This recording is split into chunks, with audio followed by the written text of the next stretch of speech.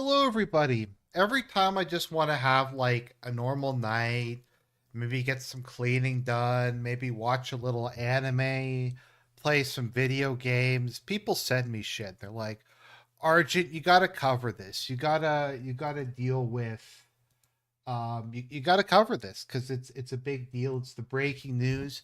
It's part of the sector. It's part of I'm a slave to the sector, as it were. So we're gonna take a look at this cringe. They're really trying to make me run up, like for the RGs this year. Like,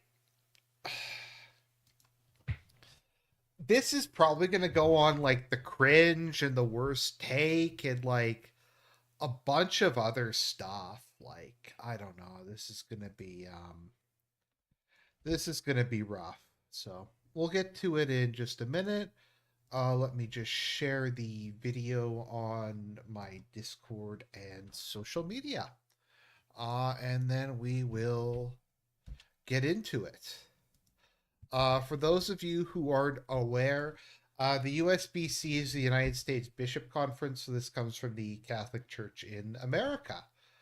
And they are going to tell us about anti-Semitism, how you can fight anti-Semitism online, and yes, they are going to call out Nick Fuentes. Nick Fuentes and the Groypers are going to get called out, which is going to be fucking amazing. So I'm going to take a guess. I'm going to guess that basically they're going to make a whole bunch of accusations. They're not going to address any of the points that they're going up against. They're just going to say this is wrong, this is anti-Semitic, and they won't explain why. They won't do any debunking. They'll just say that you're like a Russian bot or something like that. So that is where I think we will probably be headed with this one. But stopping anti-Semitism starts with understanding it. That is the goal of the Catholic Church, is to stop anti-Semitism. So, as we all know, this channel is deeply committed to the cause of stopping it before it spreads, because it's the worst thing in the world, and it's what the Catholic Church should be focusing its attention on.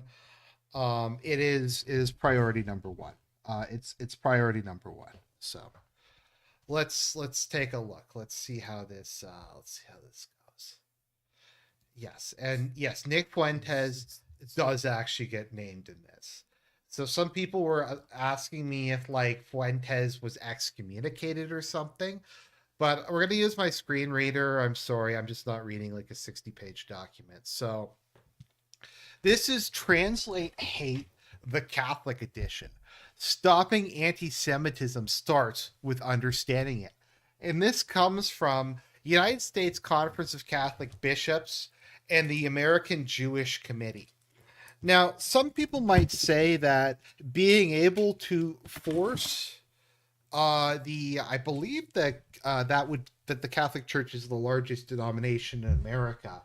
Being able to force the largest denomination in America to sit down and release a 60-page book groveling before them. Some people might say that that's not a good way to prove that anti-Semitic conspiracy theories are fake, and that kind of implies that they're correct, and these groups do have power, but far be from me to say that. So a American Jewish Congress glossary of anti-Semitic terms, phrases, conspiracies, cartoons, and memes, annotated by the Committee on Ecumenical and Interreligious Affairs of the U.S. Conference of Catholic Bishops. As for the Nick Fuentes Destiny thing, as far as I can tell, that's like bullshit. I haven't watched it because, believe it or not, I don't want to watch footage of Destiny giving oral to some dude. From the people who watched it, like they just said you can't see anything. Um, It's just kind of an accusation. So unless someone comes forward with actual receipts beyond there's like a video of Destiny sucking some guy off who could be Nick, I'm not going to like jump on board it. And I'm not a fan of Fuentes's, so yeah, I'm not like doing that. That being said, his way of dealing with it was not good. And I get that it was a joke, but saying I closely watched the video in slow motion to make sure that it wasn't me in it is probably not a good idea. Just saying. Okay, so let's take a look at this. Let's just start this reading. Let me know if the audio balance is okay or this is going too fast. Translate Hate, the Catholic edition, is a groundbreaking publication of the United States Conference of Catholic Bishops, USCCB, and American Jewish Committee, AJC. It is a tangible result of the USCCB's commitment to its The Fruit of Dialogue, Catholics Confronting Anti-Semitism initiative, with an introductory essay by the USCCB's committee. Okay, so like once again, why is this the top priority? Like, why does it matter?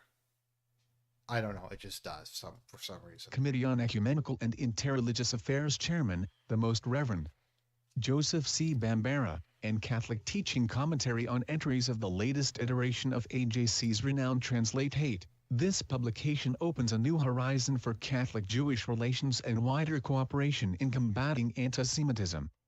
It is the beneficiary. Well, I mean, it's literally, if you said, like, Rupert Murdoch controls the media, he can shut down any story that he doesn't like, and then Rupert Murdoch immediately shuts you down and sues you. I mean, I wonder what that is supposed to indicate. But beneficiary of 6 decades of trust building and mutual learning since the Catholic Church reached out to the Jewish people in the world with Nostra Aetate, the historic document of the Second Vatican Council promulgated on October 28, 1965, which decried anti-Semitism and transformed the Church's approach to the Jewish people for the better. AJC and the wider Jewish world readily responded to that extended hand of the Church, and both Catholics and Jews created vehicles for guaranteeing and expanding the accomplishment of Nostra Aetate.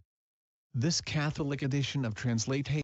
Can you hear it? Just let me know if the voice is reading. Okay, I'm just not reading a 56-page document. Hate, a product of investment in Catholic and Jewish leadership dialogue, is a new installment in deepening and extending the infrastructure, educational tools, and reach. Okay, so I'm just going to ask a question. Okay. Why should Catholics care about their relationship with Jews? Like just I'm asking this just at a very basic level. Like, why does it even matter? Like, why is this a priority? Why is this like something why is this like why does this matter? I don't know. It's because we have to be like nice to people.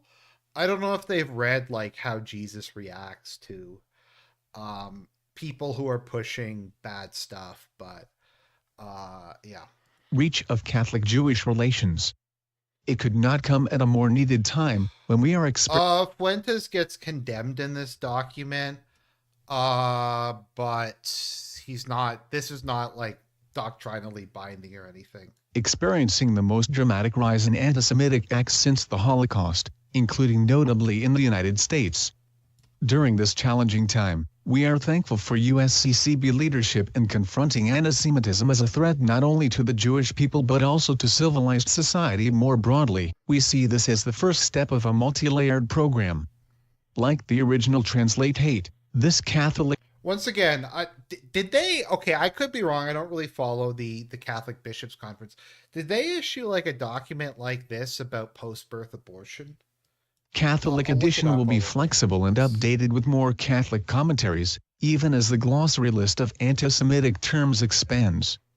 In his introduction, Bishop Bambara has already suggested some additional entries for inclusion.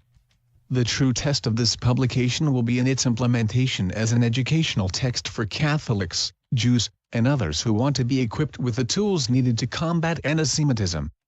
Translate Hate can be used at all levels of Catholic and Jewish formal and informal education, both to delineate the contours of anti-Semitism and to instruct all in the commitment of the Church to defeat anti-Semitism and all forms of hate. The potential for geometric growth in faith-based dissemination of translate hate is palpable. We see the possibilities for translation and implementation in diverse languages, serving Catholic and Jewish communities worldwide. Translate Hate, the Catholic edition, could also be the first of diverse Christian denominational publications that similarly bring to bear varied Christian teachings as additional commentary on Translate Hate and in opposition to anti-Semitism. And this endeavor need not be limited to.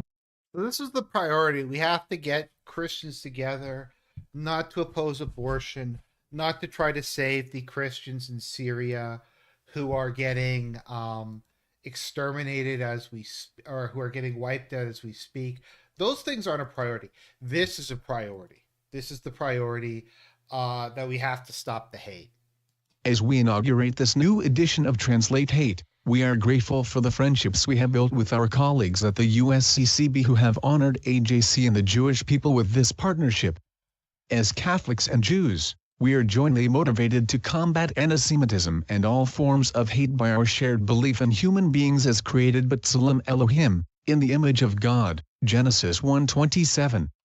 The persecution of even one of us is the persecution of all of us, Pope St. John Paul II famously said, as Christians and. What about all the, I guess the Palestinians who Israel's just is committing genocide against? And I know that's kind of like a cringy term, but they are. I guess they don't count as being human beings.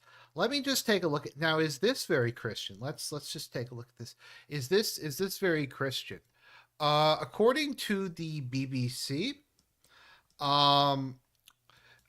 nearly 50% of Gaza war dead verified by the UN are women and children. So that is okay. So according to the UN, nearly half of the people the Israelis have killed are children, and a quarter are women. Now, this also assumes that all of the remaining 30% are Hamas soldiers, which they probably aren't. So Israel's probably killing about like what 90% civilians is who they're killing. And once again, like if we look at, and I'm sorry if this is a side note, but it actually does bother me. Okay. Civilian casualties. So according to the most recent UN estimates of 2024, a total of 12,000 civilians have died in Ukraine since the start of the war. So if you were to do it, I don't know, the casualty numbers for the Russo-Ukraine war are all over the place, but if you use any of the generally accepted numbers, it's less than 5% of the casualties are civilians in the Russo-Ukraine war, whereas they're well over 70%. But Israel is the most moral army in the world, and the Russians are evil. Evil. And Jews, following the example of the faith of Abraham, we are called to be a blessing. Also, are the Russians systematically starving the Ukrainian people in the territories they control as a mechanism of political control? Blessing to the world. This is the common task awaiting us. It is therefore necessary for us, Christians and Jews, to first be a blessing to one another. I'm sorry if I'm moral effing, because I didn't for a long time on Israel. I just hate how they get away with literally everything. Israel could do anything and they get away with it. Israel could unleash anthrax, they could use sarin gas, they could make a mountain of just burning Palestinian corpses, and that would be okay. There is literally nothing that could be done that they wouldn't get away with. And I get that the ICC issued it, but it's not going to be acted upon. They also issued an arrest for Putin over something like no one can explain. But No, like now they're just invading Syria, and it's just okay, and they're gonna get away with it again. And it's just no other country on earth has the degree to which like a complete pass to just do anything.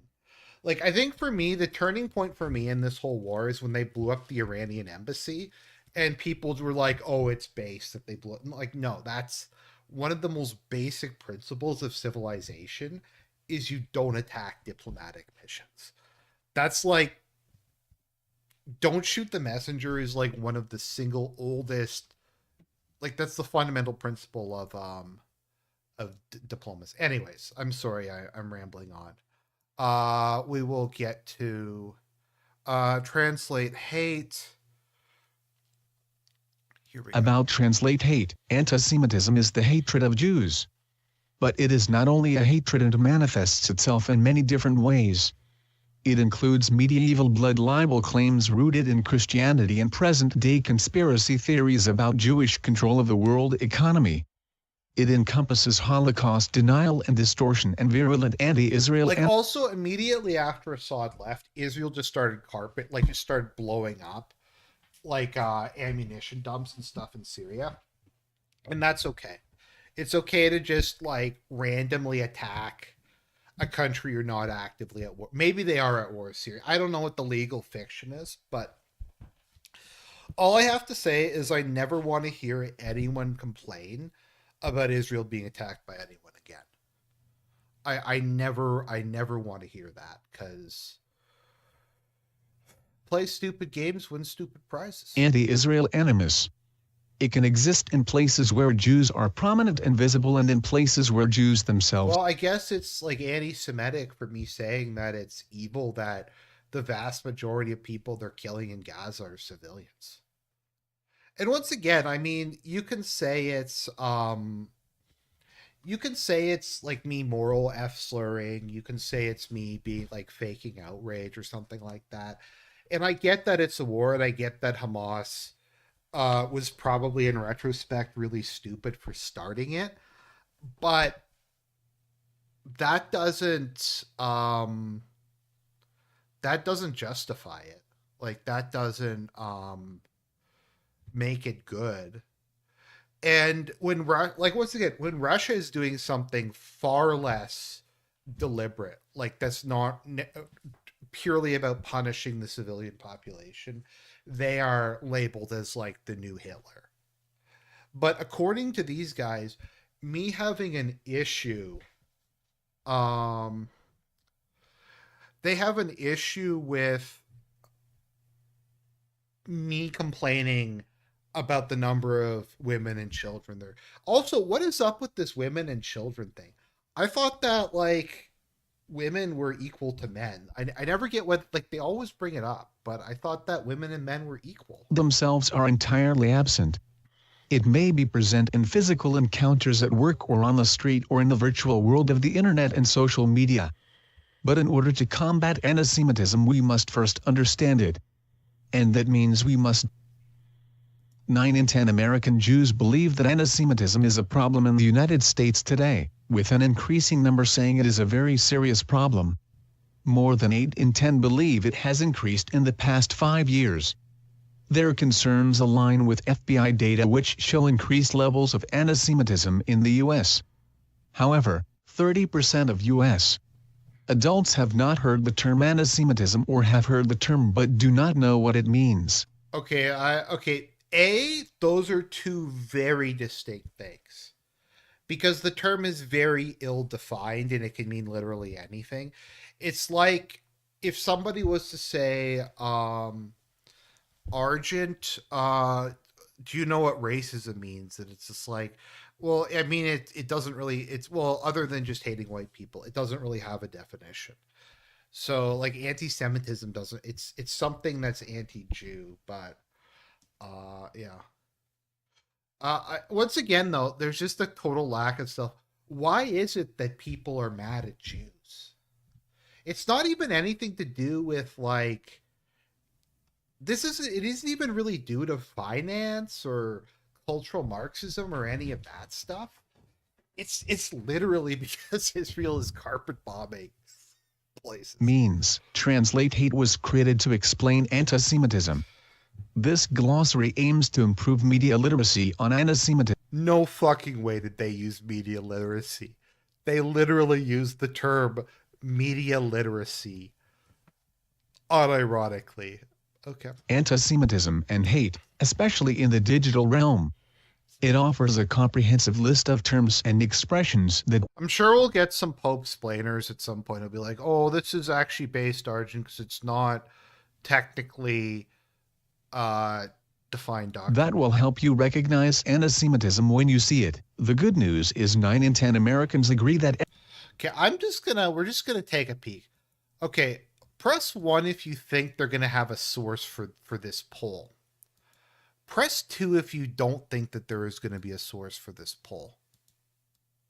No,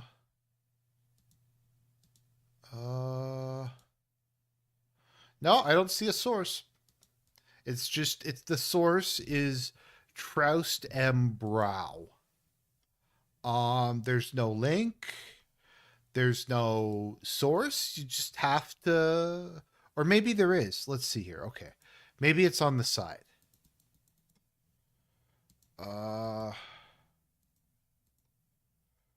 No, I don't see the poll. There's no link. It's just Troust and Brow is the source of it. So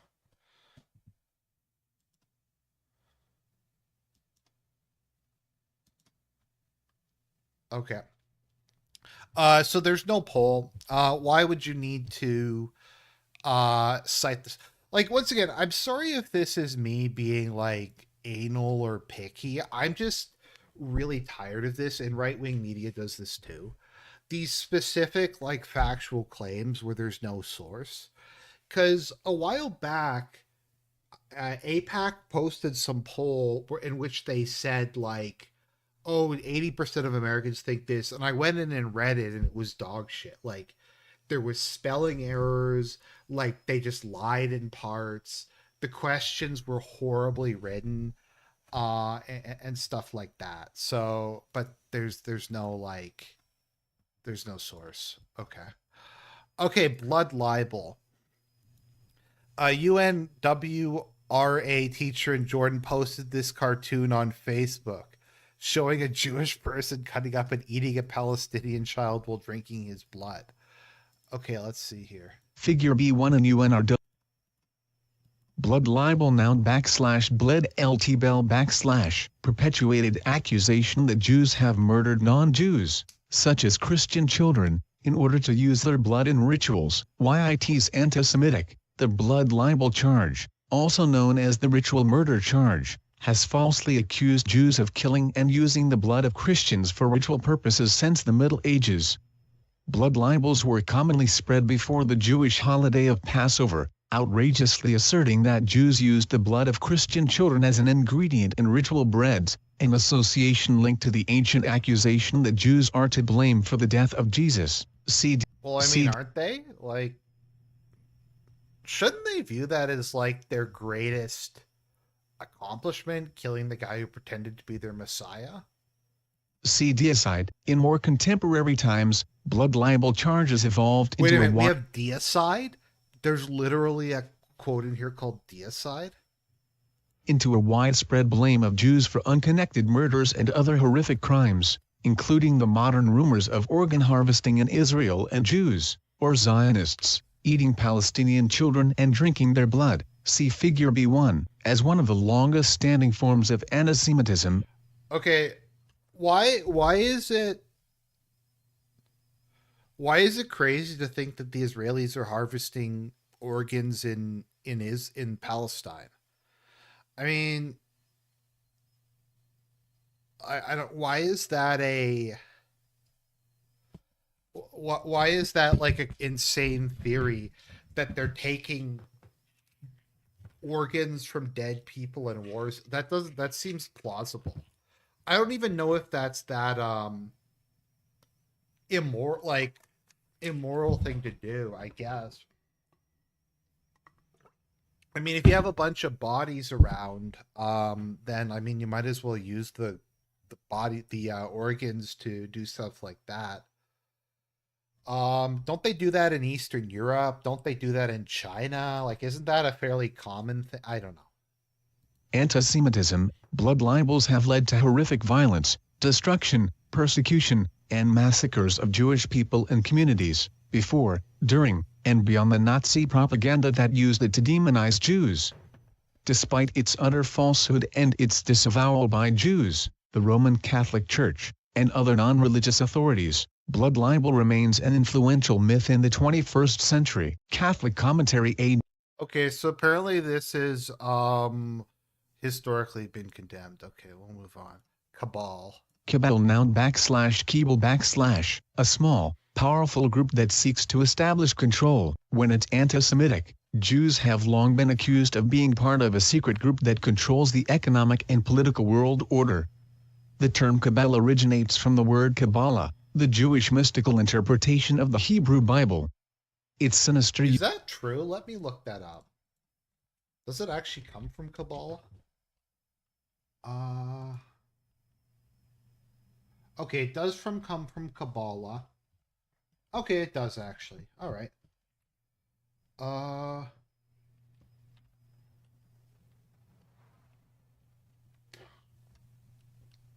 Yeah, well, it's a general term for a small group of people who function as a clique. Sinister use was popularized in A Child's History of England by Charles Figure C1 Dickens when it was used as an acronym for 5 English epos claiming the Jewish government ministers during the reign of King Charles II. Cabal started white supremacy. Today, the term cabal is used as a dog whistle for... Okay, so let's just take a sidestep, just because... where are we? Okay. So... There's this show called The Blacklist, and the main bad guys in it are Cabal. Yeah, and there is a mass shadow government called the Cabal, who are the main villains in a lot of it. So, is that anti-Semitism? Like, it's a general term for any form of political, like tight-knit political organization. I don't know. Several anti-Semitic publications and conspiracy theories capitalize on this imagery of a conniving cohort, such as the Protocols of the Elders of Zion or the New World Order theory, which is based on the idea that Jews have formed a power structure in which they control the media, economy, and politics. See Protocols of the Elders of Zion, New World Order. In order to prove that this is not the case, we decided to force the Catholic Bishops' Conference to publish that it isn't the case. Okay. Clannish theme / clannish / of or relating to a clan, tending to associate only with a select group of similar background or status. When it's anti-Semitic, referring to Jews as clannish. I gotta admit, I haven't really ever heard that. Maybe I'm wrong. I haven't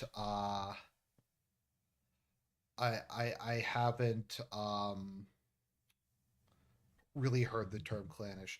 Also, as a part Scot who's descended from a Scottish clan, I take exception to this appropriation by the Catholic Bishops' Conference of my heritage. Clannish is an anti-Semitic stereotype claiming that Jews only associate and do business with their own kind, using their power to benefit other Jews and keep non-Jews from having a fair chance. This accusation has been used to label Jews as economically untrustworthy, aggressive, apathetic, exclusive, and unaccepting of non-Jews and non-Jewish cultures. Press 1 if you think they're going to debunk the idea that Jews have in-group preference. Press 2 if they're not going to provide any counter evidence and just say that you're mentally ill if you think people have in-group preference. So saying that anybody has in-group preference is anti-Semitic. Okay. Good to know. Cultures. Similarly, The conspiracy that global Jewish financial firms are connected by family ties and work together in an unethical manner is known as the clannish theory. This false claim perpetuates the idea that Jews are illegal. Has anyone ever heard the clannish theory? I've never heard that name before. They pretty much have their own economy because Jewish business only do businesses with other Jews. Okay, but like that's common. Like Thomas Sowell did like a whole book about this when he talked about middleman minorities. Like Arab Christians are like that in Latin America. It's something that minorities will often do. I mean, blacks do it. Like, I don't really get why this is like a controversial thing. Elitists who work against the interest of all non-Jews to gain wealth. See greed. The over 200-year-old Rothschild conspiracy theory is an example of how this clannish theme has fueled anti-Semitism throughout history to the modern day. At its core, this theory states that a secret clan of Jews under the leadership of the Rothschild banking family has been manipulated. I mean, is it? It's not a secret though. Aren't the Rothschilds like a banking family?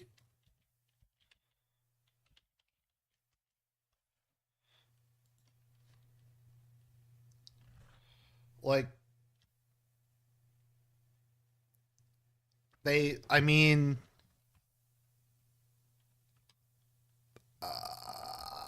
so the Rothschilds weren't bankers? Okay. I guess they just weren't. I guess that they didn't exist. Been manipulating currency and global events for personal enrichment and world domination. See Rothschild.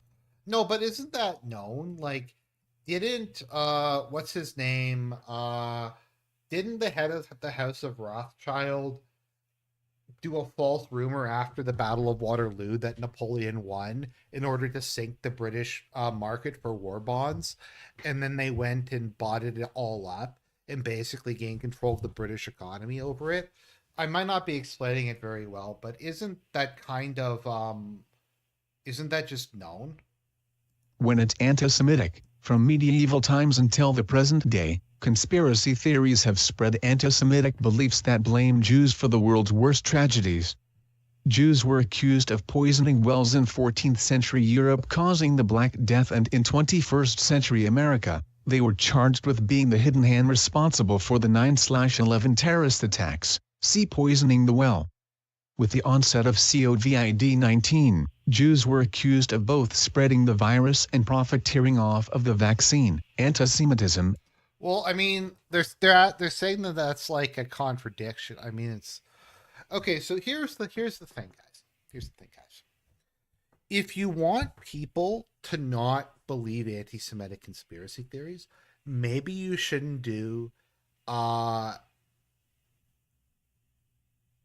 10-year long 40 chess plans to infiltrate like 10 different companies to plant remotely triggered explosives inside of all of Hezbollah's wireless communication equipment. Like, maybe don't do that, and maybe people will be less likely to believe that stuff.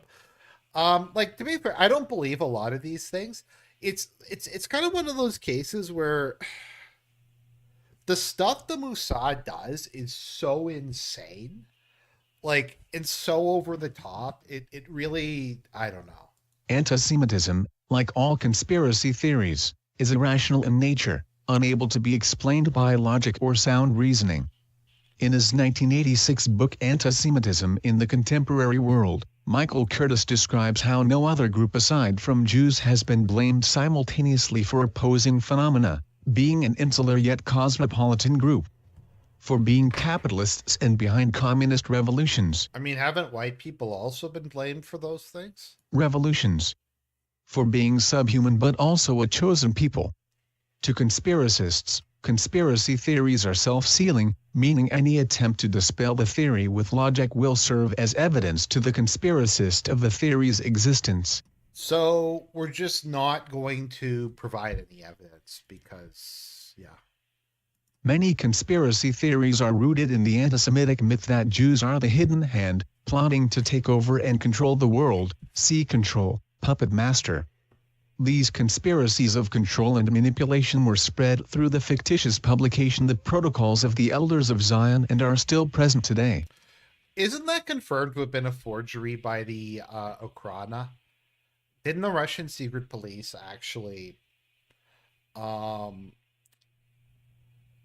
didn't they actually make that? Like that was fake, wasn't it?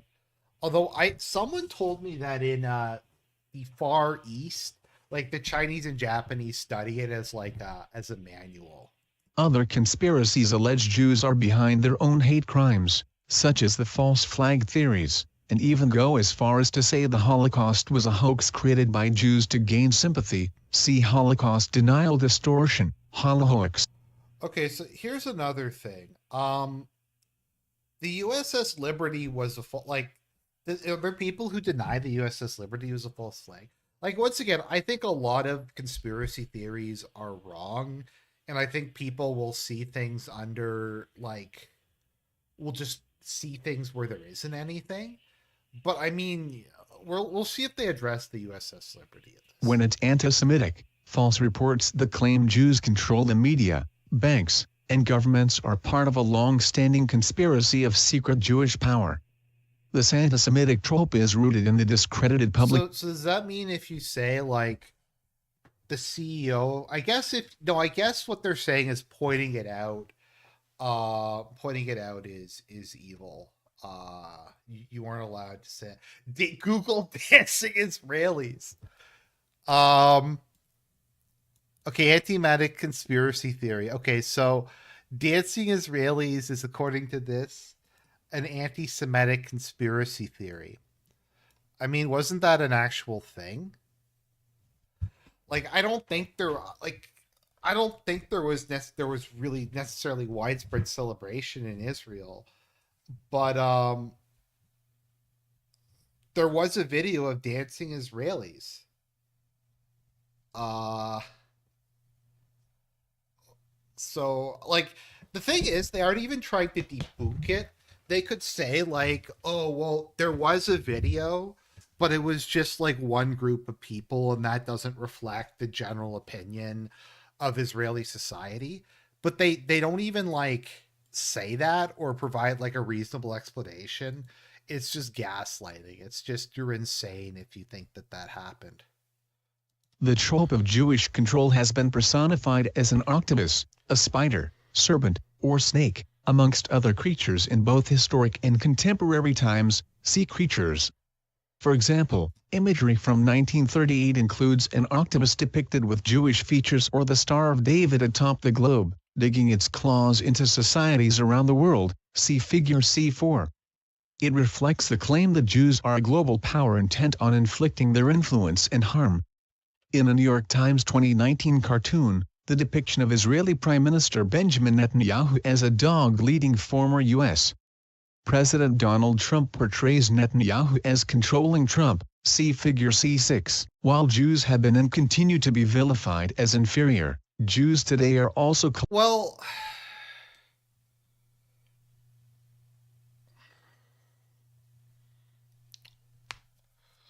So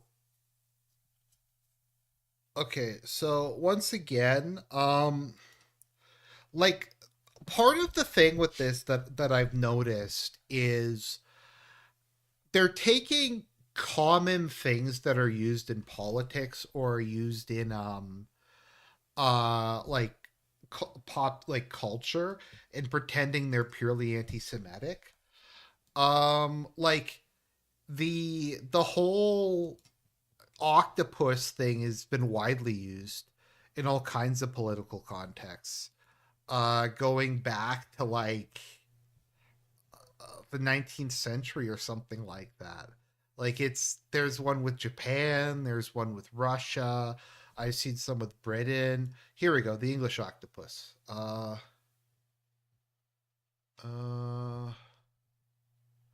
okay, maybe it's just not showing, but it's not like it's some uniquely anti-Semitic thing. It's very common. are also collectively perceived as being superior, as having too much power or control, and are attacked, even killed, because of this belief. This is what makes anti-Semitism different from other forms of hate and bigotry. While racism punches down, anti-Semitism punches up. Whoa, wait a minute. Wait a minute here. This is what makes anti-Semitism different from other forms of hate and bigotry. Well, racism punches down, anti-Semitism punches up. So isn't that kind of like masked off, noses exposed? A phrase combining cosmopolitan, or representing many cultures, with elite, referring to the upper class of society. Figure C5. Cosmopolitan elite is a racist term, guys.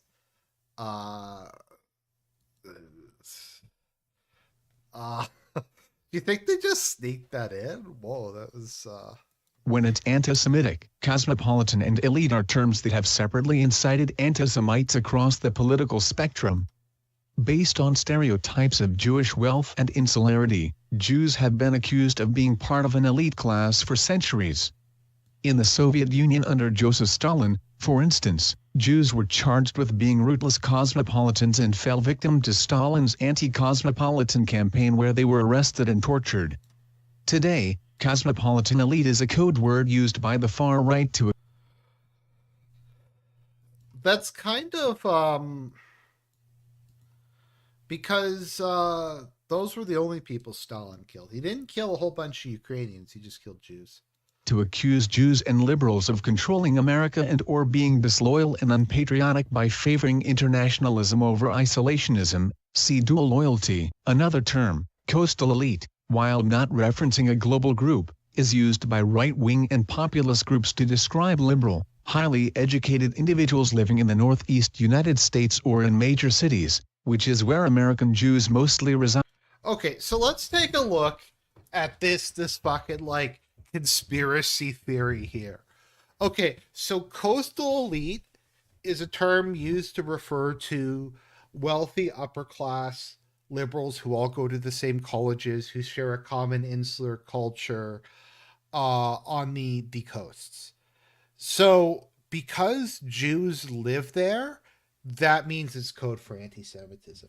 So if you complain about like Nancy Pelosi or Mitch McConnell or someone like that, or Kamala Harris or Barack Obama or any of these like non-Jewish coastal elites, well, Obama's from Chicago, but you get the point.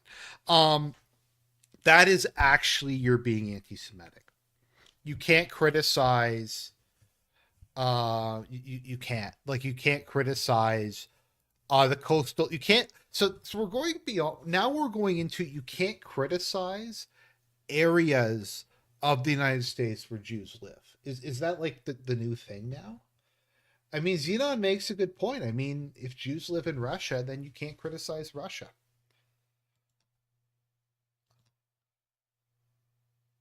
Cowardice noun /cow, ardes / lack of bravery, when it's anti-Semitic, evolving from the erroneous accusation that Jews lacked patriotism. See dual loyalty. In the aftermath of World War I, Jews were portrayed as cowardly and weak people who actively evaded military service. According to this trope, Jews' inherent cowardice and disloyalty made them responsible for national defeats. The apparent Jewish meekness in the face of the Holocaust, ignoring the many acts of bravery against overwhelming odds, even allowed anti-Semites to claim that Jews contributed to their own genocide. See Holocaust denial. You know, this would be a really good spot to do some debunking. Like, you could say, like, the rate of Jewish draft dodging was lower than the rate of non-Jewish draft dodging. You could say that a higher percentage of Jews volunteered during World War I or World War II, or come up with something like that. But no, it's just that. Creatures. So you can't use the word creatures, guys. Creatures theme /Kershares / animals, as distinct from human beings. fictional or imaginary beings. When it's anti-Semitic, a common form of coded anti-Semitism includes illustrations and images that depict Jews as vermin, tentacled creatures, reptilian men, and other subhuman monsters. See Figure C9. Anti-Semitic rhetoric that Here, I have a question. Is My Little Pony anti-Semitic? That is the question we need to ask ourselves. Rhetoric that dehumanizes Jews laid the foundation for the Holocaust, used as rationale by the Nazis to treat them as creatures that needed to be exterminated. It appeared in Nazi literature and other propaganda to spread anti-Semitic tropes, including Jews as the overlords of global affairs, Jews controlling minds, Jews' quest for world domination, and Jews as superior or elite masterminds. See Control, New World Order. More recently, See, this might be a good opportunity. Once again, I'm throwing some stuff out there.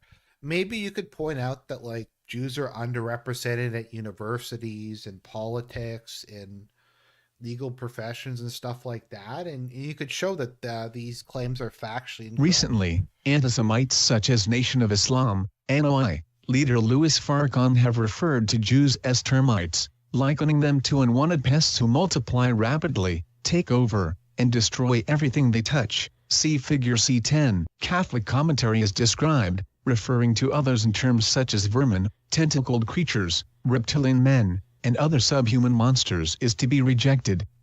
Such language denigrates the image of God that is present in each and every individual and runs counter to the commandment repeated by Jesus, "You shall love the Lord, your God, with all your heart, with all your soul, and with all your mind." This is the greatest and the first commandment. The second is like it, "You shall love your neighbor as yourself." Well, I mean, the Israel. Let's see how. So, okay, I'm gonna say something. A secret. A secret here. Maybe the people who are upset with Israel are mad because of the way that they're treating their neighbors. Maybe that's what they're angry about. Maybe it's not that they're paranoid conspiracy theorists. Maybe they just don't like Gaza being carpet bombed and the people starved. That could be it. Deadly Exchange theme / deadly / /ixan / suggesting Israel is responsible for American police brutality due to training programs between U.S. and Israeli police forces. When it's anti-Semitic, the Deadly Exchange trope directly compares U.S. police actions against Black Americans with the Israeli Defense Forces, IDF, treatment of Palestinians. Is this like a left-wing thing? I've never heard of that thing. I've never heard of this one before. Maybe this is one. Palestinians. Believers in the Deadly Exchange allege worst practices are shared between U.S. and Israeli armed forces to promote and extend discriminatory and repressive policing practices that already exist in both countries, including racial profiling, massive spying and surveillance, deportation and detention, and attacks on human rights defenders. Users of this trope argue Israeli and U.S. law enforcement exchange security practices and ideologies to purposely target people of color. This false equivalence appeared in demonstrations in the summer of 2020 when protesters chanted Israel, "We know you, you murder children, too." See blood libel. This is categorically false. Accusing Israel or Zionists of complicity in the murder of Black people is malicious. Oh, okay. So here we go. We have some funny things here. Israel, we know you murder children too. This is false. Jews are not complicit in the murder of Black people. So they aren't denying the murder children thing. But once again, like, I just far right, like, neo-Nazi source, BBC.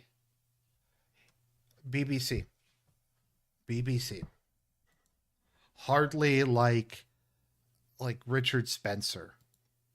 Or I guess I don't know what Richard Spencer is these days, but you see what I mean. Libel. This is categorically false. Accusing Israel or Zionists of complicity in the murder of black people is malicious. Also, note that it in nowhere here denies the idea that they trained together.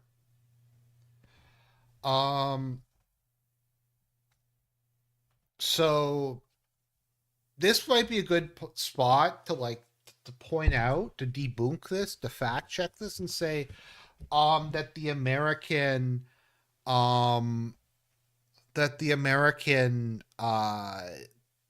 government and the IDF have never had joint training programs. It's time for it to debunk this, to say, like, we talked to the FBI, we found out that this whole thing is wrong, this never happened. Deicide.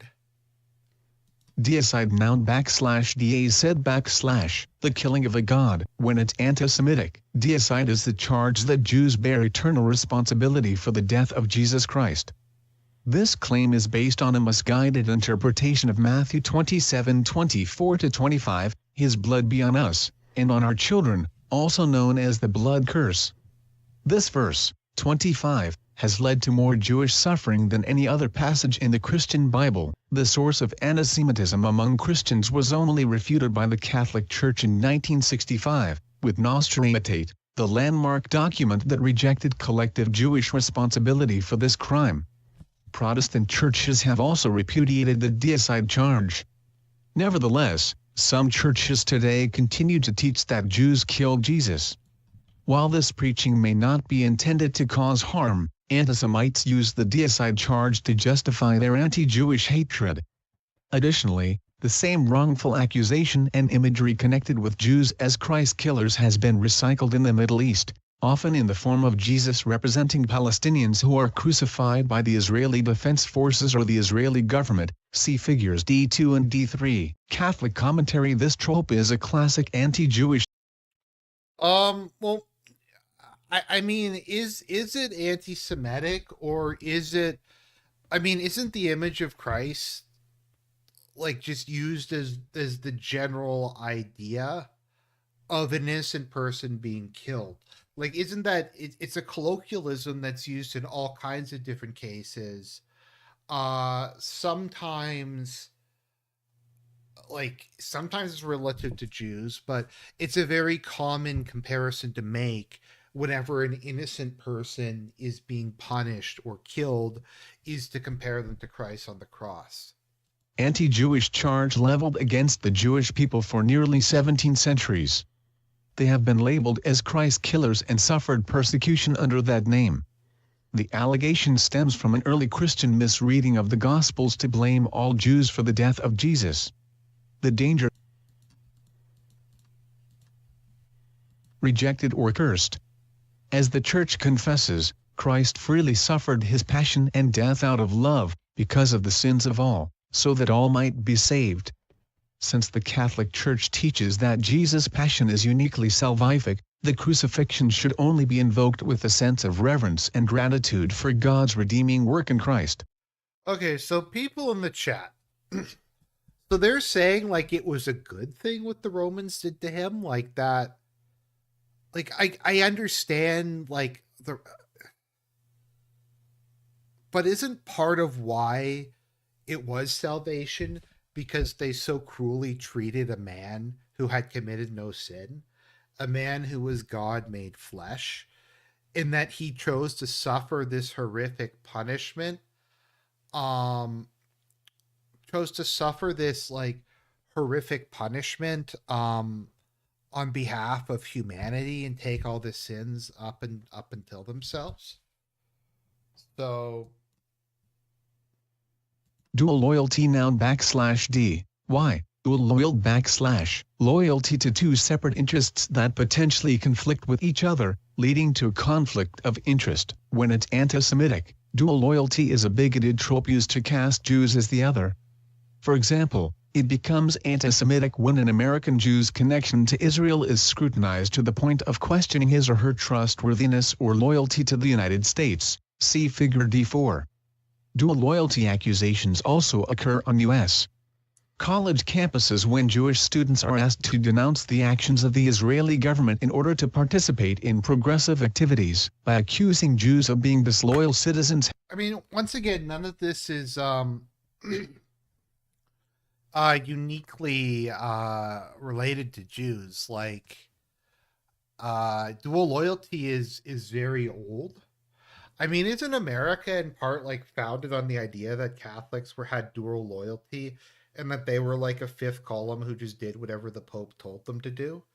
Like, you have that. I mean, they call people, I don't know. But citizens whose true allegiance is to Israel or a hidden Jewish agenda. See globalists, anti-Semites sow distrust and spread harmful ideas, like the belief that Jews are a traitorous fifth column, meaning they are undermining their country from. Also, like, progressives demand people denounce and reject all kinds of stuff publicly. So, I don't know. From within. The Soviet Union also peddled propaganda accusing Zionists of being disloyal to the state. The allegation of dual loyalty can also be aimed at non-Jews for what anti-Semites see as being excessively loyal to Israel, a criticism rarely leveled against friends and supporters of other countries. Whoa, wait a minute. Wait a minute. What about the whole Russia thing? What about all the people who are Russian bots? What about, like, all these people are Russian bots, that they're paid by the Russian government, that they're dual loyal to Putin and stuff like that? Stab in the back myth. The stab in the back myth is an anti-Semitic conspiracy theory rooted in the idea that Jews are disloyal to their fellow citizens and self-serving. See clannish. It was popularized after Germany's defeat in World War I, claiming the war. Yeah, like in Canada, Ukrainians are a bit of a fifth column. There's a large proportion of them. They make up a sizable voting bloc, and politicians have to pander to them on issues. That's just kind of the way it is. Sikhs are another big group in Canada who greatly influence the political process. War was lost not on the front lines but because of German Jewish betrayal. In political posters and other propaganda, grotesquely portrayed Jews were shown stabbing German soldiers in the back. See figure D5. For centuries, these anti-Semitic accusations of disloyalty have led to the harassment, marginalization, oppression, and murder of. Yeah, the Cubans in Florida are fifth column. Like, and I like the Cubans. Like, I don't dislike, but that's just the reality. A lot of Asian Americans on the topic of Vietnam and Taiwan and stuff like that. So the stab in the back myth, for those of you who aren't aware, in modern terms refers to the idea that Germany was winning World War I, and the only reason they lost is because of the German Revolution, and that they were going to win, but the Jews rose up and overthrew their political system. Now, to a large extent, this is a cope. Germany lost. The fact that the front lines hadn't reached Germany itself too much yet doesn't really change the fact that they lost. America had come in. The spring offensive exhausted them. The 100 Days offensives were just blowing them out. I think you could maybe make an argument that the entire German political system didn't need to collapse in the way it did without the German Revolution, but it's the idea that they lost primarily because of that. I get that there was a lot of Jews involved in that. I'm just saying I think that the war was, I don't think it impacted the outcome of the war. I think that Germany had militarily lost by that point, and that was just the disintegration was one of the things that happened. I don't think that.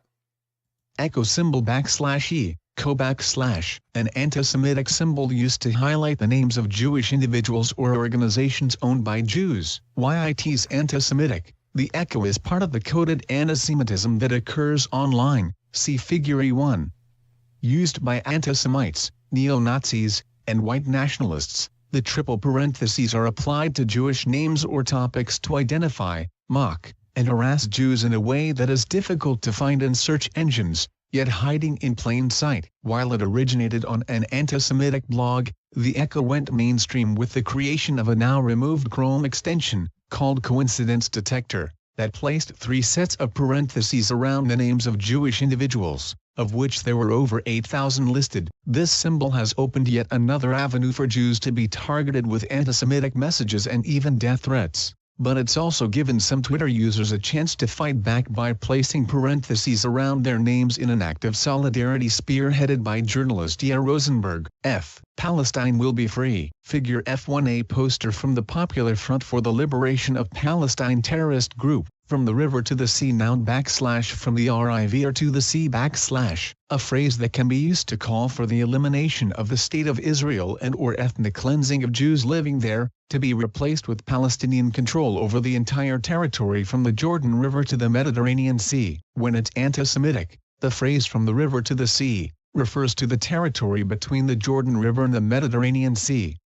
It includes the entirety of the territory of the State of Israel, in addition to the West Bank and Gaza, which are not a part of the State of Israel. While its origins are unknown, in the 1960s and 70s it became the signature phrase of the Palestine Liberation Organization to indicate the replacement of the State of Israel with a State of Palestine extending from the river to the sea, including the expulsion of Jews who entered the land after 1947. The phrase soon after became a rallying cry for terrorist groups including Hamas, the group responsible for the October 7, 18 American Jewish Committee and USCCB 2023 terror attack on Israeli civilians, murdering over 1,200 people and taking over 250 people hostage.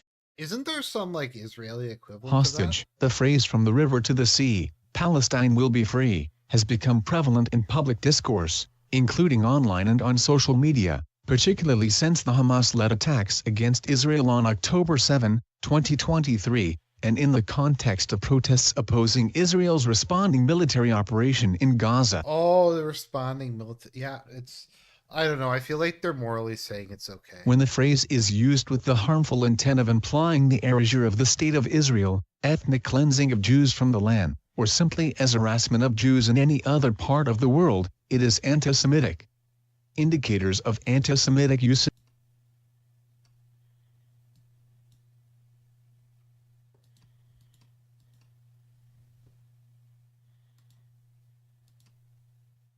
The call for the establishment of a Palestinian state in addition to the State of Israel or advocacy for Palestinian rights is not anti-Semitic, and not all who use the phrase from the river to the sea use it with harmful intent. Some assert that their call for Palestine to be free from the river to the sea does not require the eradication of Israel as a Jewish and democratic state, but simply that all people of Palestinian heritage, wherever they reside, have their rights, culture, and freedoms honored. Catholic commentary. This phrase is often applied prejudicially to erase the State of Israel by establishing a Palestinian state from the Jordan River to the Mediterranean Sea. It is in this Okay, let's see here. Yes, they have gaslighting? Oh, it's amazing. Manipulating someone using psychological methods to cause one to question one's own beliefs. When it's anti-Semitic, gaslighting happens to Jews when they are told that what they have experienced was not anti-Semitism. In many instances, those who gaslight Jews claim they are expressing figure G1 a political opinion, rather than a bigotry. Gaslighting can aid 2021 BBC debate questioned also present as telling Jews that they cannot experience whether Jews should be intolerant. Jews should be believed when they say they experience anti-Semitism like any other minority group. So you just believe them. If they claim something, it means it's 100% true. Anti-Zionists have also gaslit Jews, many of whom have experienced the connection between anti-Semitism and the delegitimization and demonization of the State of Israel, by calling them oppressors. These actions take a nefarious turn by making the victim of anti-Semitism into a perpetrator. Finally, Jews have been gaslit when only non-Jewish voices are asked to speak about anti-Semitism and or Jewish identity. See figure GL. So, believe all women. I believe all women. Should we believe? I actually watched the movie Gaslight. Do we believe the Palestinians? Like when the Palestinians talk about what they've been subject to, are we supposed to believe them? Demonize the state of Israel by calling them oppressors. Okay. Okay, like oppressors. Okay.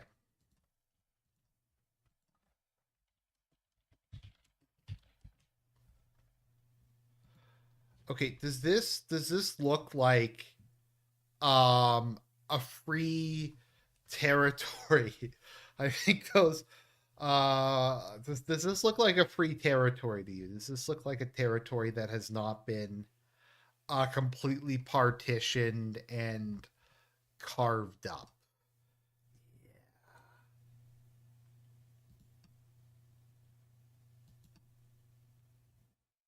Oh yeah, it was an okay movie. I think I reviewed it actually. I think I have a review of Gaslight on this channel actually from like way back in the day. Globalist noun / globalist / a person who advocates the interpretation or planning of economic and foreign policy in relation to events and developments throughout the world.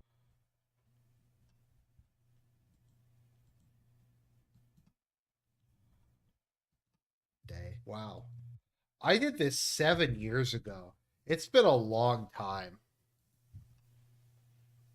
Much like dual loyalty, globalist is used to promote the anti-Semitic conspiracy that Jewish people do not have allegiance to their countries of origin, like the United States, but to some worldwide order, like a global economy or international. Globalize the Intifada. I haven't really heard this one. Maybe I've heard it. Isn't this a left-wing one? Is this a left-wing one? Okay, we're just gonna skip this one because it's not that interesting. The Goyim no.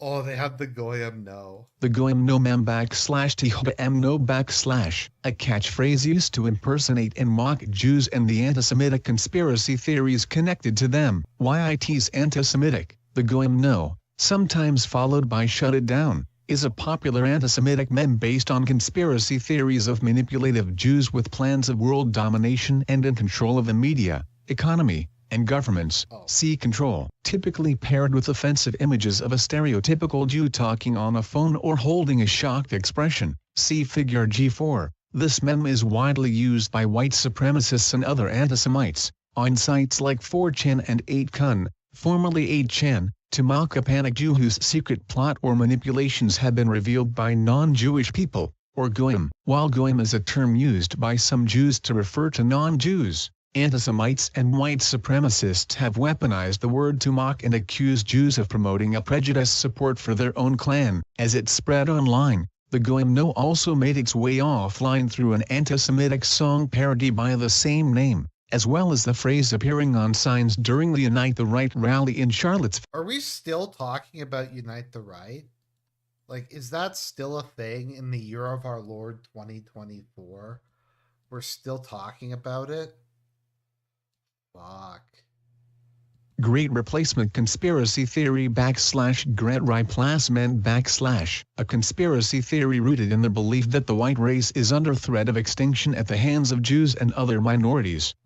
While a similar conspiracy theory was prevalent in Nazi Germany and has been promoted by white nationalists for decades, this recent iteration was popularized through Renaud Camus' 2011 book The Great Replacement, which claimed Muslims in France were destroying French civilization and culture. YIT's anti-Semitic. Okay, I'm going to ask people. Press 1 if you think they're going to calmly explain why the Great Replacement is not true and is factually incorrect, press 2 if they're not going to explain it. They're not even going to deny it's happening and just say people who believe it are mentally ill. Anti-Semitic Great Replacement, also known as white replacement theory or white genocide theory, claims there is an intentional effort, led by Jews, to promote mass non-white immigration, interracial marriage, and other efforts that would lead to the extinction of whites. This conspiracy theory was famously promoted at the 2017 Unite the Right rally in Charlottesville, VA, when white supremacists chanted "Jews will not replace us." Right-wing commentators have invoked the Great Replacement theory to say Democrats are replacing American citizens with illegal immigrants. Belief in the Great Replacement theory has been cited as motivation for recent terror attacks, including the 2018 Pittsburgh, PA, synagogue shooting at the Tree of Life, the 2019 El Paso, TX, and Christchurch, New Zealand, shootings, and the 2022 shooting in Buffalo, New York. Longtime civil rights strategist Eric Ward says of the Buffalo shooting, "It is important for us to understand that African Americans were killed because they were black, but the motivating story that drove the killer was an idea that he..."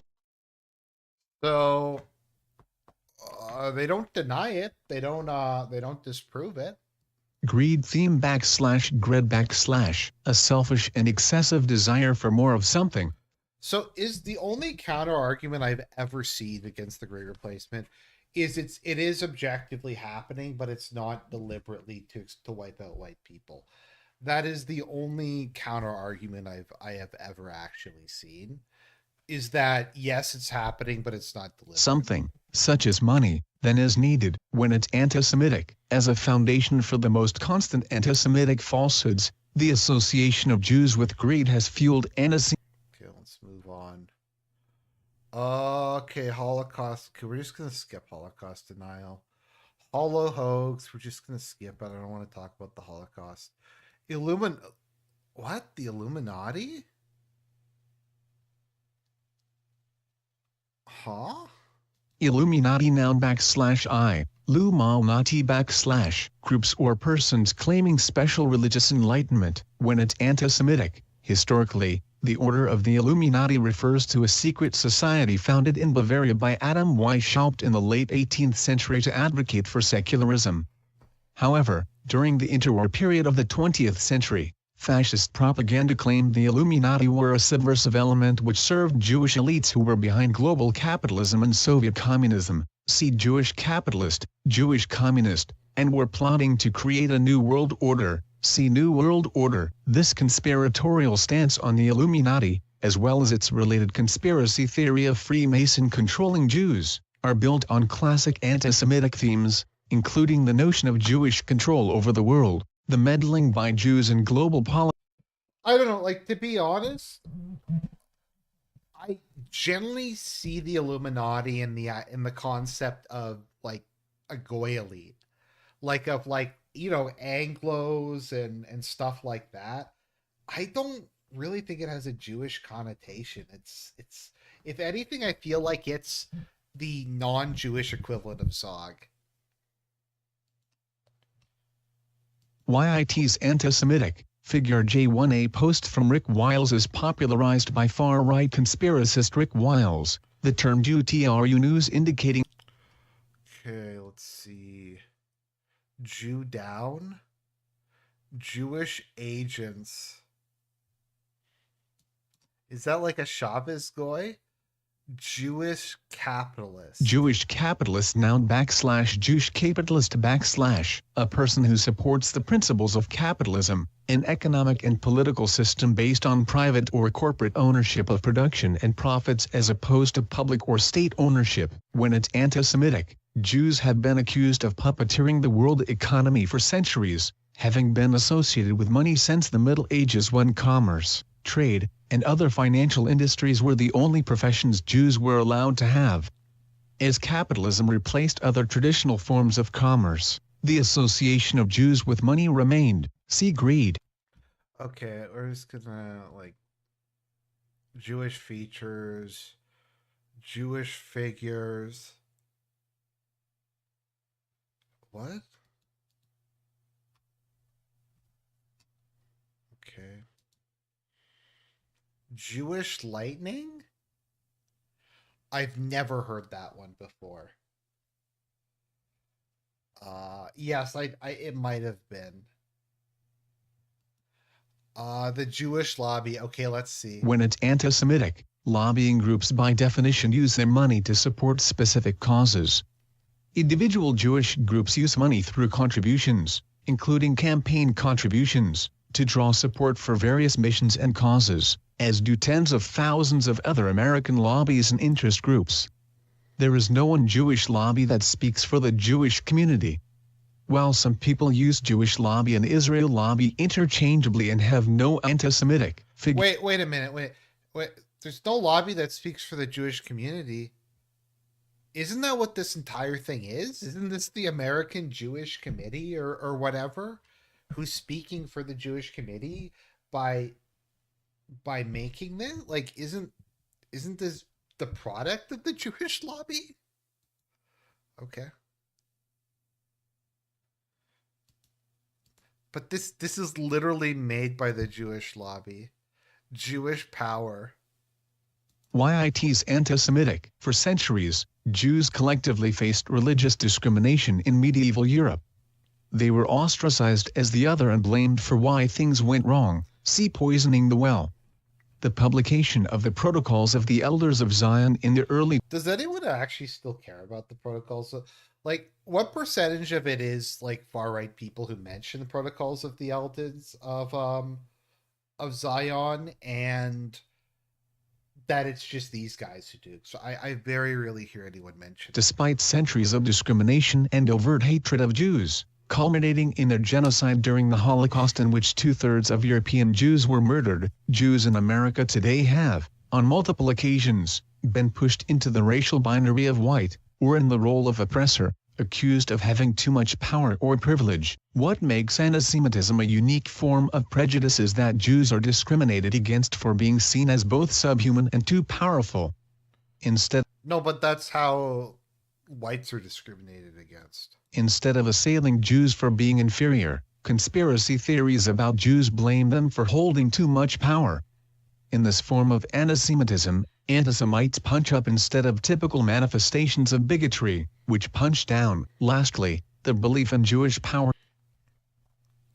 Oh, once again, there's no attempt to do this. Judas/30 pieces of silver person, theme /Judas/third pages of silver /. In the Christian Bible, Judas Iscariot betrayed Jesus Christ for 30 pieces of silver. When it's anti-Semitic, Judas Iscariot, one of Jesus' 12 disciples, received 30 pieces of silver to betray Jesus to the religious authorities.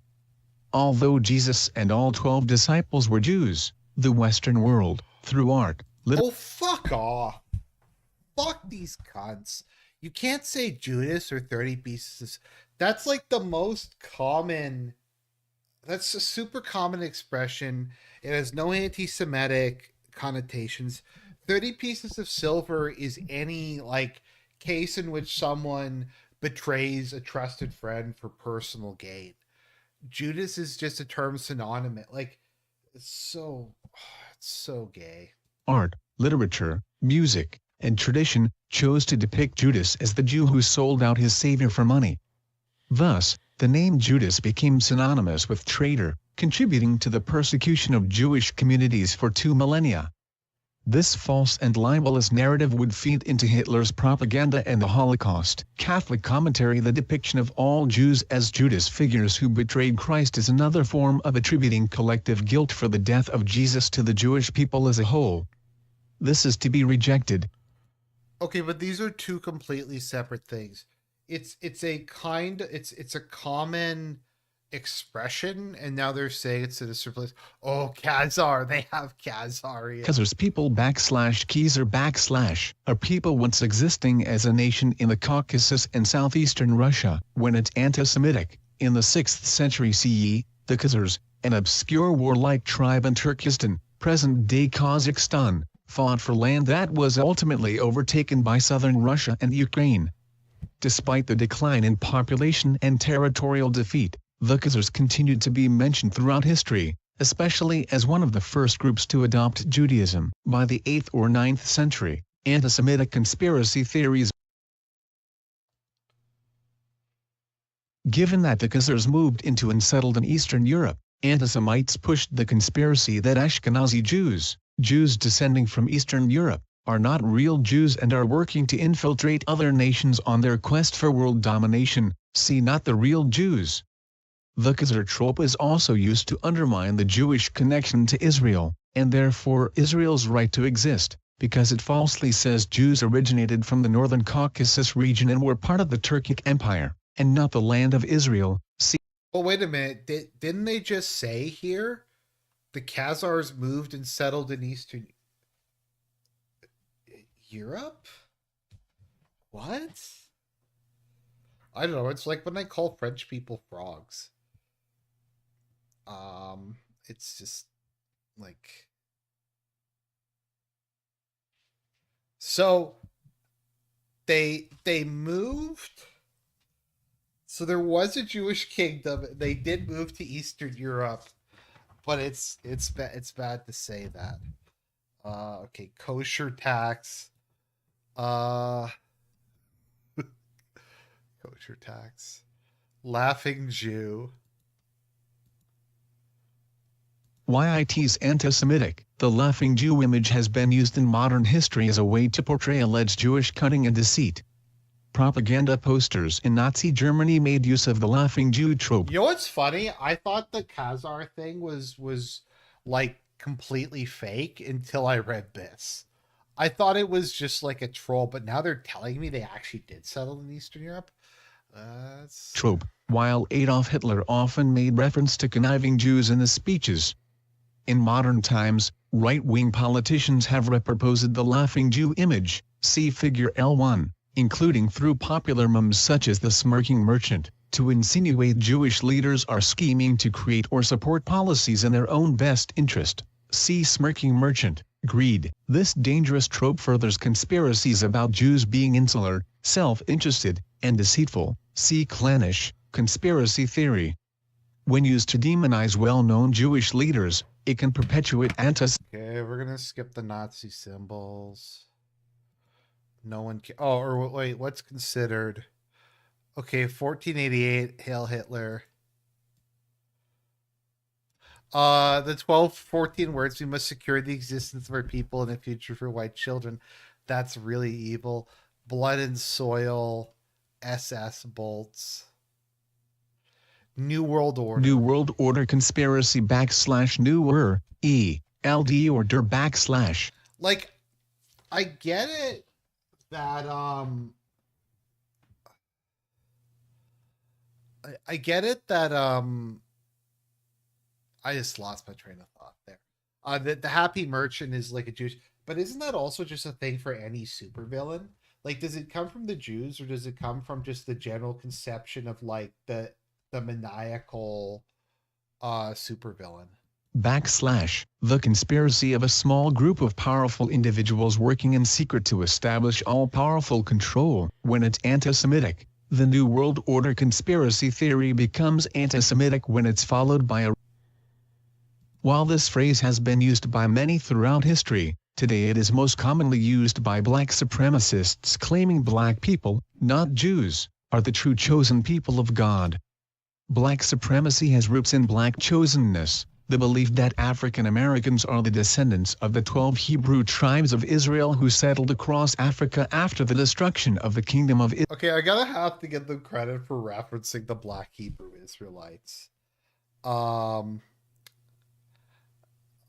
That is pretty keen. Okay, here we go. Nick Fuentes. Nick Fuentes. Pepe the Frog. Pepe the Frog meme / PEPA the Frag / a popular meme that has become a symbol of the alt-right movement. When it's anti-Semitic, Pepe the Frog is a cartoon character originally created in 2005 by cartoonist Mad Fury. It later turned into a meme that became a symbol of the alt-right, namely, the Groyper movement, a group of far-right activists, internet trolls, and white nationalists. Its followers, known as the Groyper Army, seek to bring white supremacist ideas and content to a mainstream audience. A key figure of the movement is Nicholas Fuentes, a Holocaust denier and peddler of anti-Semitic content best known for his roles in the 2017 Unite the Right rally in Charlottesville, VA, and the insurrection at the United States Capitol on January 6, 2021. While the cartoon on its face is not problematic, Pepe the Frog has become associated with far-right, anti-Semitic figures. They're using the term problematic. I like how they use media literacy Figures. here. As a result, Fury has sued organizations using the cartoon as a hate symbol. American Jewish Philosemitism theme / Philosemitism / a particular appreciation for the Jewish people based on positive characteristics of Jews. Philosemitism is a special interest in, respect for, or admiration for Jewish people, Jewish history, or Jewish stereotypes.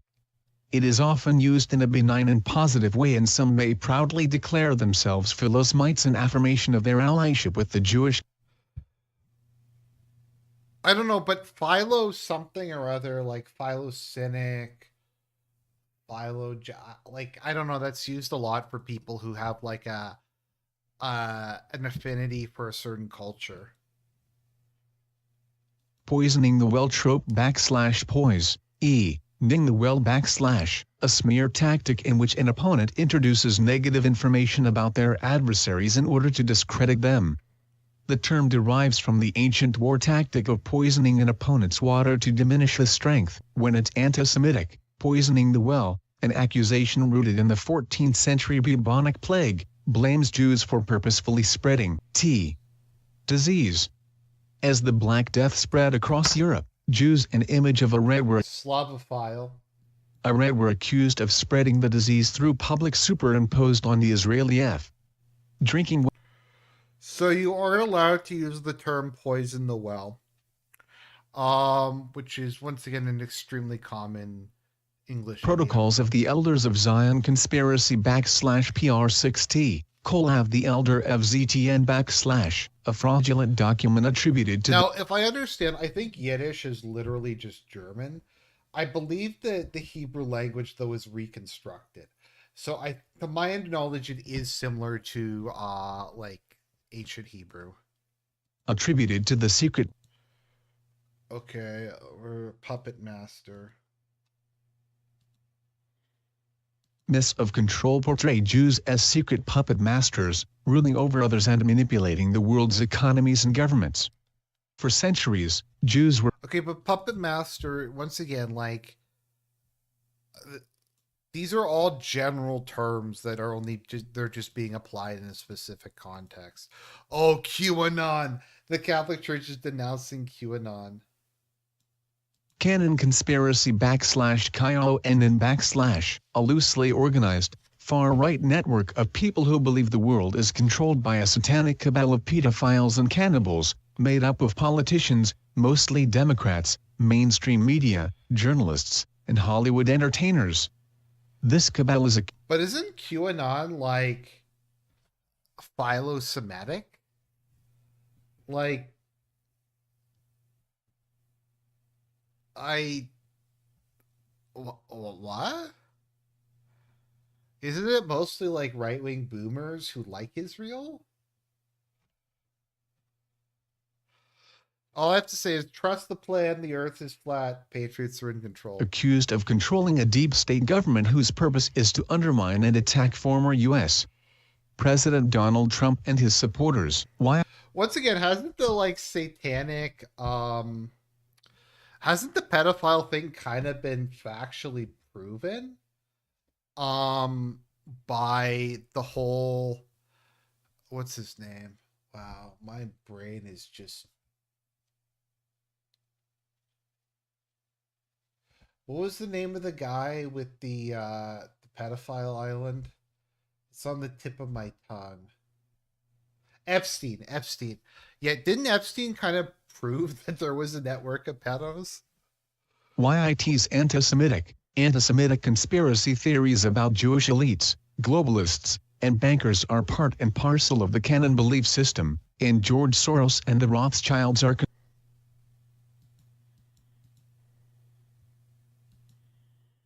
Okay, we're gonna skip Rothschild. I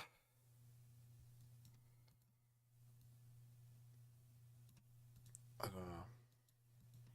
Okay, the term Satan is anti-Semitic. Satan, noun / seat, and / also known as the devil. Satan is the Western personification of evil. Within Christianity, Satan is also referred to as the tempter, the ruler of demons, and the father of lies. When it's anti-Semitic, referring to Jews as Satan or the devil stems from the interpretation of John 8:41-44 in the Christian Bible. Here Jesus says to his fellow Jews, "For you are the children of your father the devil, and you love to do the evil things he does." When the devil lies, it is consistent with his character. For he is a liar and the father of lies. In medieval Christian folklore and artwork, Jews were depicted with grotesque characteristics such as devil's horns, I'm sharp gonna be claws, honest. jagged. I've never heard the term like Satan used in that. Don't Arabs just call all Westerners like the great? Don't they call the U.S. the Great Satan?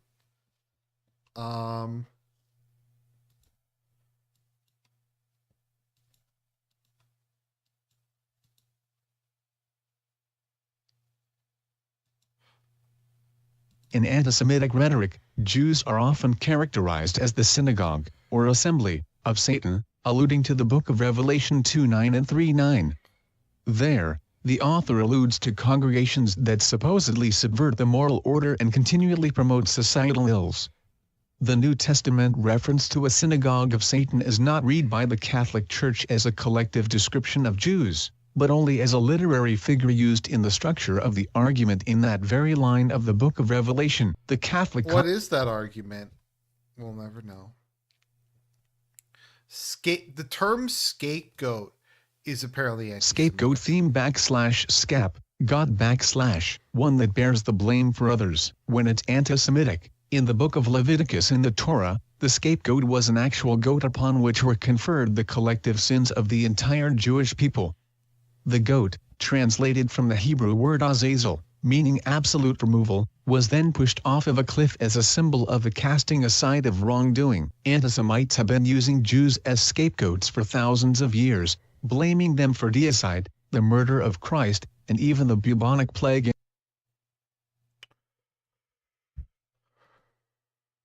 Semites. Okay, you can't use the term Semite.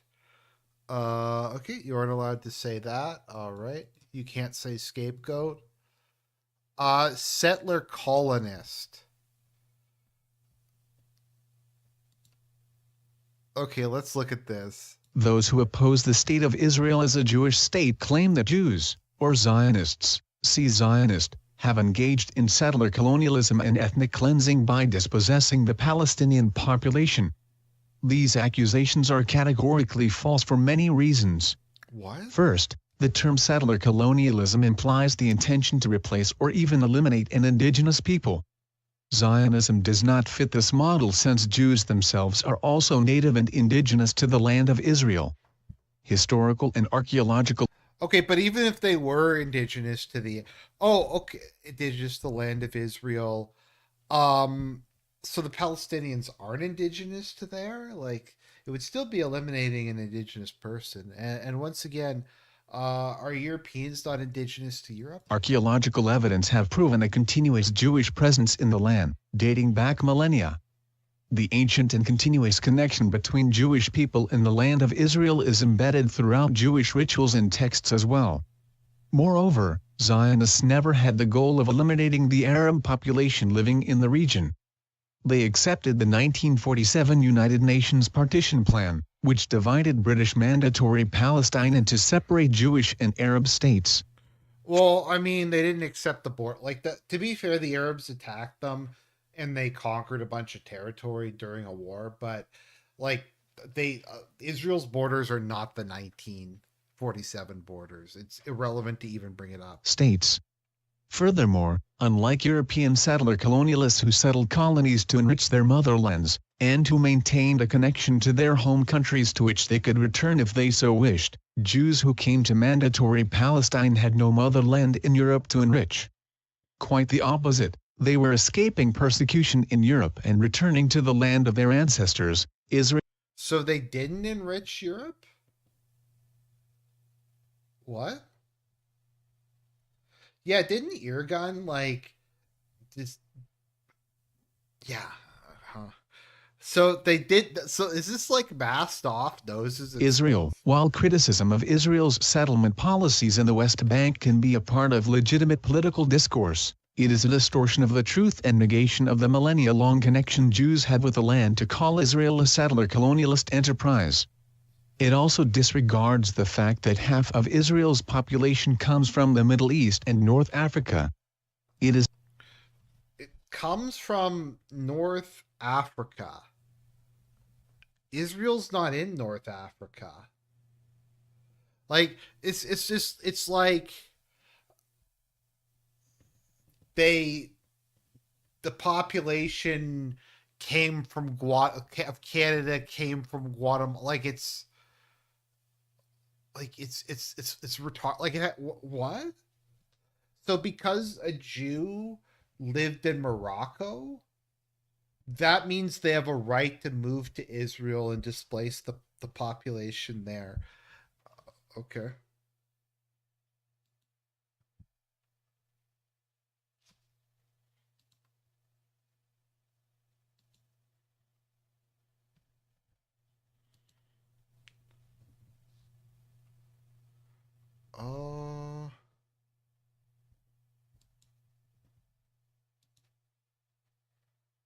Oh, slave trade. Oh, smirking merchant. Okay, silencing. The entire point of this book is to silence people. One of the longest-standing anti-Semitic attacks leveled against Jews is the silencing of their opponents. The false claim that Jews deem any criticism of Israel or the Jewish people as anti-Semitic, and wield the power of the anti-Semitic label to silence the opposition, is offensive and dangerous for productive discourse. The idea of silencing speech plays into the commonly used trope of Jewish control with the false accusation. So the claim that people are silencing speech is dangerous, and we have to silence the people who are putting forward the yeah.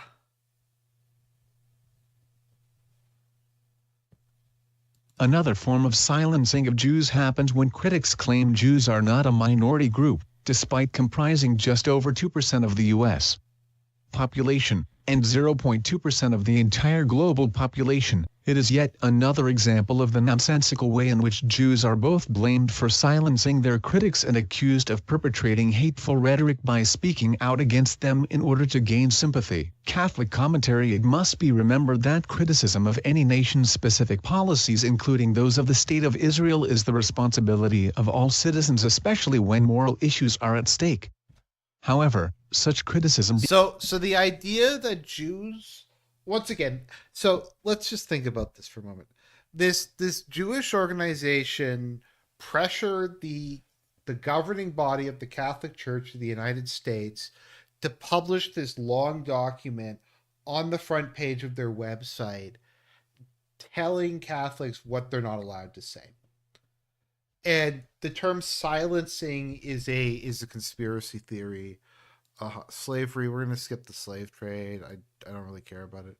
Smirking merchant, it's the happy merchant. Smirking merchant mem /t smirking merchant / an anti-Semitic cartoon portraying a Jew based on stereotypes and tropes. YIT's anti-Semitic. Visually, the smirking merchant cartoon, also known as the happy merchant mem, relies heavily on derogatory Jewish stereotypes: a large hooked nose, a scheming smirk and pose, frizzy hair, and grimy beard. See Jewish features. As the most popular anti-Semitic image online, the smirking merchant is also used to symbolize both traditional and modern-day tropes, including Jewish control over the world, Jewish greed, Holocaust denial, and a general blame for white supremacy. Hot topics like race mixing, feminism, and the LGBTQ community. While originally... Wait a minute, are you supposed to be the Catholic Church?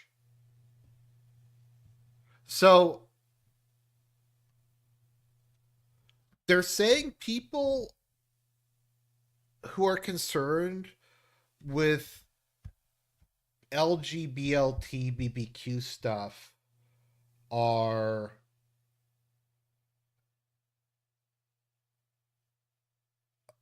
what? So you're a white supremacist if you care about feminism or the other stuff. Because it's like 60 pages long and I'm not reading a 60-page thing. Originally created as part of a racist and anti-Semitic cartoon, the smirking merchant joined other bigoted memes, for example. Now George Soros refers to Hungarian-born Holocaust survivor George Soros, a billionaire philanthropist, who was born Jewish, and champions liberal and progressive causes. When it's anti-Semitic, George Soros is vilified in some quarters of the world, and revered in others, for supporting progressive causes such as immigration and criminal justice reform. In the U.S., George Soros has been charged by the far right with funding Black, American Jewish Lives Matter protests and migrant caravans to the southern U.S. border. He is also the namesake of the anti-migrant legislation. Okay, so they're not saying it's wrong. Like, so they're not denying that he isn't funding it. They're just saying that they're pointing it out. So their argument is like it's anti-Semitic to point out that George Soros Criticizing Soros or his politics and actions is not anti-Semitic. Indeed, those who have suggested that any criticism is anti-Semitic do real disservice to the cause of fighting Jew hatred. However, when Soros is used as a symbol for Jewish control, wealth, and power, the criticism may be an updated version of traditional anti-Semitic tropes. See conspiracy theory, control, Jewish figures, cabal, globalist. Unfortunately, hatred of George Soros has not remained solely on the internet. In October 2018, a far-right agitator sent a bomb to his house, as part of a string of bomb threats against prominent Democrats. In early 2023, far-right figures accused George Soros of funding the indictment of U.S. President Donald Trump. Figure T1A poster by the Columbia University's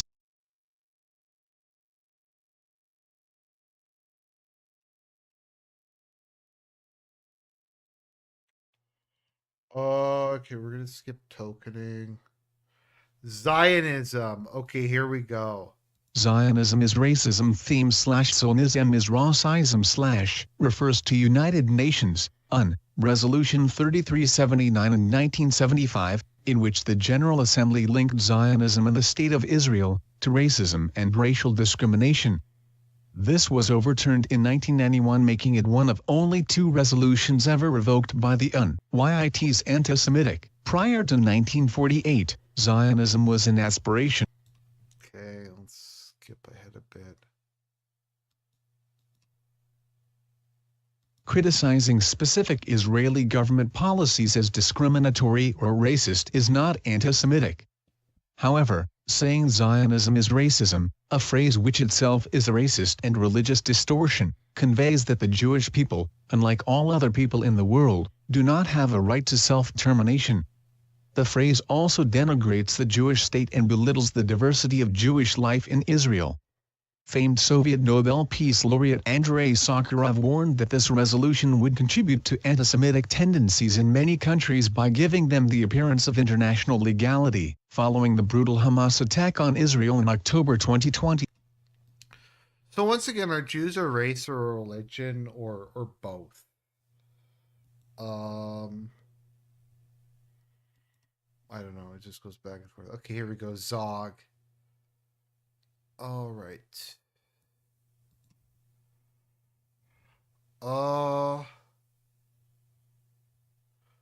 Conclusion. While this glossary is by no means an exhaustive account of all the anti-Semitism present in our world, it captures the most commonly used tropes and conspiracies. After all, anti-Semitism is an ever-evolving threat, as are the most widely used tropes that help it spread.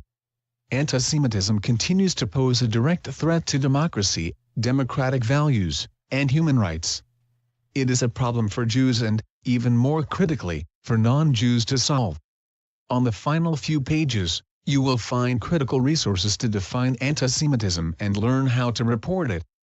Because anti-Semitism is a societal issue, join us in raising awareness, reporting the problem, and helping elevate the debate on confronting this menace. You too could be an FBI informant. You could be an FBI informant. They're teaching you how to snitch on people. Wow.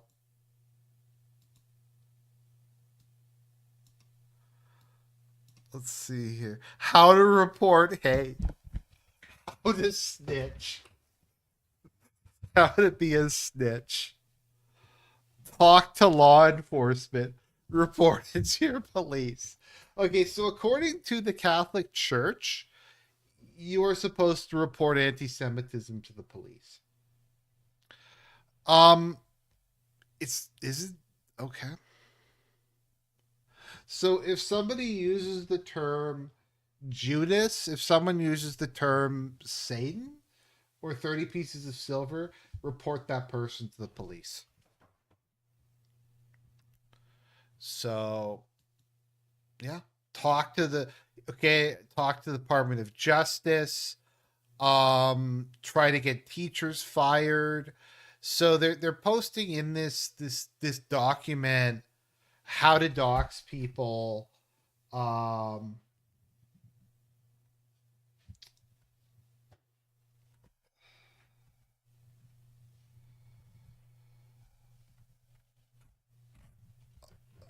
how to dox people, how to like destroy their lives. And this is on the Catholic Bishop's website. So let's go and we'll take a look at the position of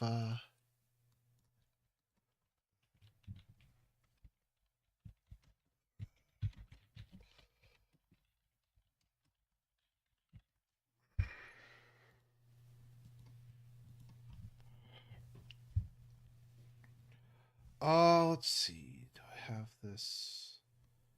Oh, new glossary breaks ground in tackling anti-Semitism through a Catholic lens.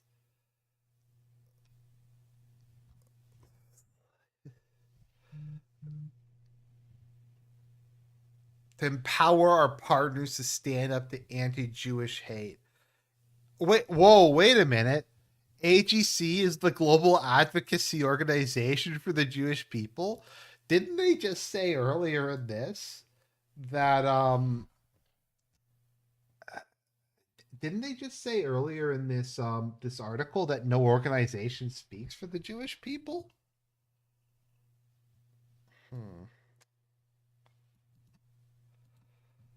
So, okay, let's just go back. Let's just, you know what? Let's just take a look at. I feel like there's something in this that was a contradiction. Does anyone else feel like parts of this could have been written by a like an edgy person, like as a joke? Uh Oops, did I hit the wrong button? Uh,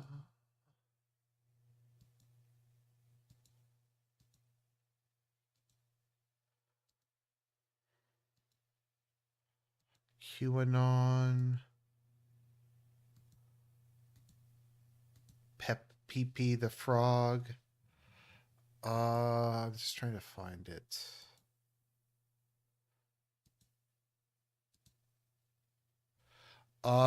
Jewish Power. I'm trying to find where it is.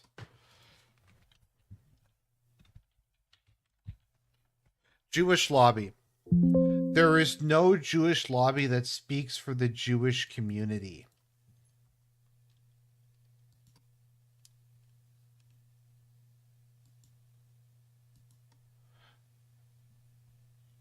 Global advocacy group that speaks for the Jewish community. Hmm. Well, I guess that's just it. So, guys, I hope that as always, this channel is committed to combating hate. Hopefully, now that you've seen this, you'll be able to actively fight anti-Semitism and other forms of racism. So, God bless everybody, and have a